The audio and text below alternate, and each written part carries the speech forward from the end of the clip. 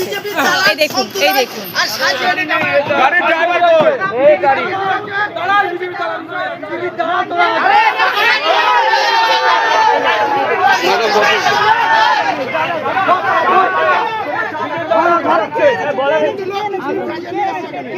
একজন মুসলিমকে এভাবে অত্যাচার করছেন না।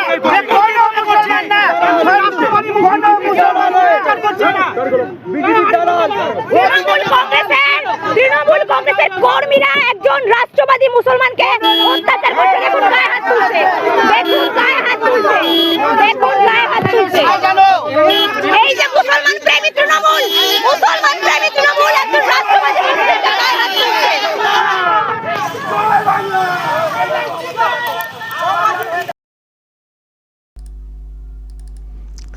দর্শক, এটা গতকালকে হয়েছে কলকাতার নিউ টাউনে। আর বাংলার একটা প্রোগ্রাম ওখানে হচ্ছিল। তো মইদুল আলী মণ্ডল নামে একজন অংশ নিয়েছিলেন এই প্রোগ্রামে। তো তিনি নাকি মুসলিম না, তাকে সাজিয়ে আনা হয়েছে বলে মুসলিমদের একটা অংশ এসে এই সব করেছে, যেটা মনে করা হচ্ছে যে তৃণমূল পাঠিয়েছে, যেটা মানে অনেকেই মনে করছেন, কারণ ওখানে জয় বাংলা স্লোগানটা উঠেছে। আমি দর্শক ওই যে মইদুল ইসলাম, যিনি যেটা বুঝতে পারছি প্রেসের গাড়িতেই উঠে পড়লেন বা তুলে দেওয়াটা হলো, ওখান থেকে হয়তো বের করে দেওয়ার চেষ্টাটা হয়েছে এইরকম মানে অবস্থা দেখে। তো আমি ওনার সঙ্গে কথা বলেছি টেলিফোনে। তো কি ঘটনা ঘটেছে সেই বিষয়ে দেখুন কি বলেছেন আরামবাগ টিভিকে।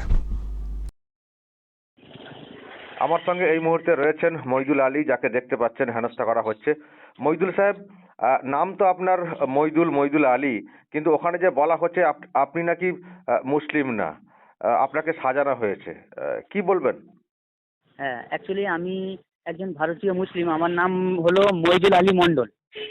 তো আমি গতকাল সন্তুপানের হচ্ছেটাকিতে রিপাবলিক বাংলার গেস্ট হিসেবে আমি বিশ্ব বাংলার নিচে আমি ওখানে প্রোগ্রামে যাই।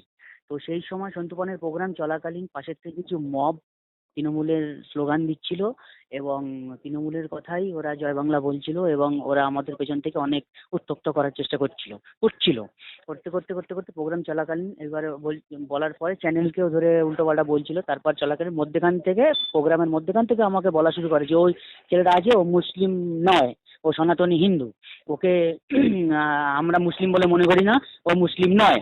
আমি তারপরে প্রোগ্রাম চলাকালীন তারপর ওরা ওইসব করতে করতে করতে করতে যখন প্রোগ্রামটা শেষ হয়ে যায় আধ ঘন্টার পর, তখন ওরা সব কিছু ছেড়ে দিয়ে আমাকে ঘিরে ধরে, গোটা 30-40 জন মিলে আমাকে ঘিরে ধরে। আমাকে বলছে তুই মুসলিম না, তুই একটা সনাতনী হিন্দু, তুই মুসলিম নয় তোর। তারপর আমাকে ধাক্কাধুক্কি দেওয়া শুরু করে এবং জামাত ধরে টানাটানি করে। আমাকে বলে টুপিটাও ফলস, এইসব মিথ্যা কথা, তোকে মিথ্যা সাজিয়ে রিপাবলিক বাংলা তোকে এনেছে, তোকে এইসব তুই মুসলিম নয়। তারপর আমাকে বলে যে ওর প্যান্ট খুলে চেক করবো, তো এইসব নোংরা নোংরা ভাষা আমাকে বলতে শুরু করে। এর আগেও আমরা দেখেছি পেহেলগাঁওয়ে, কাশ্মীরের পেহেলগাঁওয়ে সনাতনী হিন্দুদের চেক করে দেখেছে, প্যান্ট খুলে চেক করে দেখা হয়েছে। তাহলে আমি এখান থেকে বলতে চাই যে এটা কি কাশ্মীর নাকি পশ্চিমবাংলা? তো পশ্চিমবাংলার কাশ্মীর তো একই হয়ে গেল, ওখানেও প্যান্ট খুলে চেক করতে হচ্ছে, এখানেও প্যান্ট খুলে চেক করতে হচ্ছে, ধর্মের পরিচয় দিতে হচ্ছে আমাকে।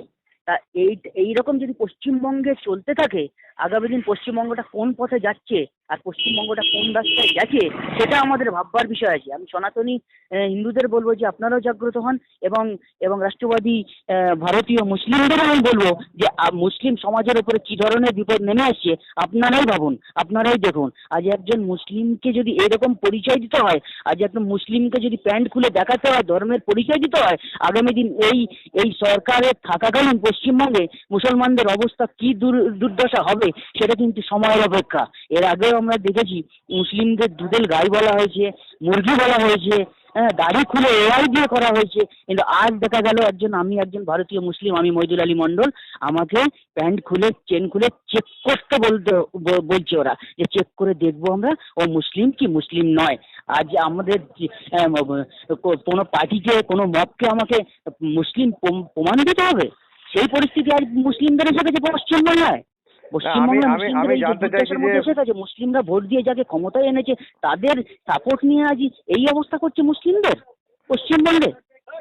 আপনার উপরে রাগটা কিসের জন্য? আপনি কি মুসলিম বিরোধী কথা বলেন? না, আমি কোনো মুসলিম বিরোধী কথা বলিনি। আমি রাষ্ট্রবাদী মুসলিম, আমি মুসলিমদের হকের জন্য বলেছি, আমি মুসলিমদের অধিকারের জন্য বলি। আর মুসলিমরা যাতে শুধু ভোট ব্যাংক না হয়ে থাকে, মুসলিমরা যেন তাদের প্রাপ্য অধিকার পায়, সেই জন্যই কিন্তু আমি আওয়াজ তুলি মুসলিমদের হয়েই। কিন্তু তৃণমূল কংগ্রেসের পছন্দ না আপনি যে কথাগুলো বলেন, তাই তো? হ্যাঁ, সেটা হয়তো হতে পারে ওদের পছন্দ না, ওদের বিরুদ্ধে যাচ্ছে, ওদের হাতে ঘা পড়ছে। তাহলে এই যে যারা যারা আপনাকে এই রকম হেনস্থা করলো তারা অ্যাকচুয়ালি কারা? তারা কি মুসলমান নাকি তৃণমূল কংগ্রেসের সব দালাল? তৃণমূল কংগ্রেসের দালালি বলা যায়, কেন ওরা জয় বাংলা স্লোগান যখন দিচ্ছিল তখন তো ওরা তৃণমূলের লোকই বলতে পারি আমি।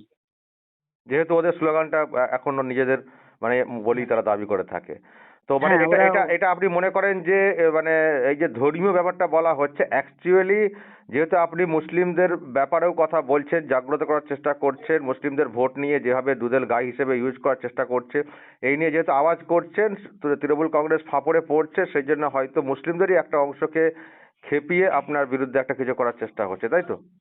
হ্যাঁ, একদম সেটাই। আমার তো সেটাই মনে হচ্ছে যে মুসলিমদের জাগ্রত করার চেষ্টা করছি। মুসলিমরা যাকে ভোট দিয়ে জিতিয়েছে তাদের কাছ থেকে তারা প্রাপ্য অধিকারটা পাচ্ছে না।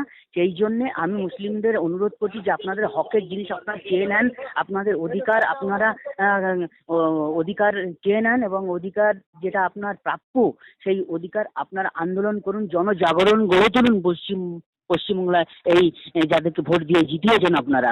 সেই জন্যই হয়তো কিছু লোকের ভালো লাগছে না, কিছু লোকের আমার কথা পছন্দ হচ্ছে না, এবং যারা দুধেল গাই মনে করে মুসলিমদের, শুধু ভোট ব্যাংক মনে করে মুসলিমদের, তাদের হয়তো পছন্দ হচ্ছে না। সেই জন্যই আমার উপরে এইরকম মব অ্যাটাক। তারপর কি করলেন? এই ঘটনা ঘটার পরে আপনি আইনি কোনো পদক্ষেপ গ্রহণ করছেন? হ্যাঁ, আমি আইনের পথে যাচ্ছি।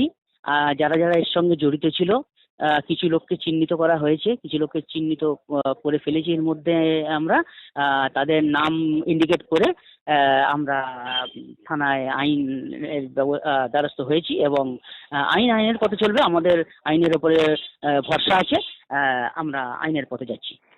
ওকে, অসংখ্য ধন্যবাদ ফোন লাইনে থাকার জন্য। ধন্যবাদ, আপনাকে ধন্যবাদ।